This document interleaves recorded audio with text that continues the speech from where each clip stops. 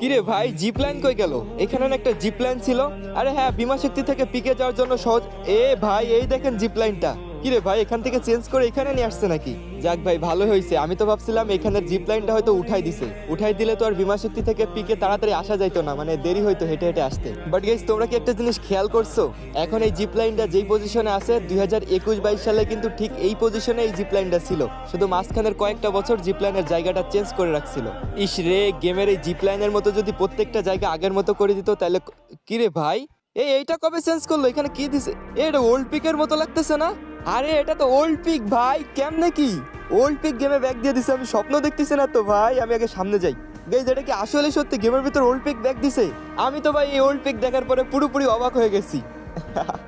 আসলে ভাই old peak, old zip line কিছুই ব্যাগ দেয় নাই। আমি একটা ক্লাবল্যান্ড ম্যাপে আছি।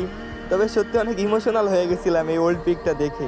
এতক্ষণ কি একটা রিয়াকশন দিছি, নাটক করছি, বাট এই নাটকের ভিতরেও যে ফিলটা পাইছি ওল্ড পিক ব্যাকের, আসলে বলার মতো না।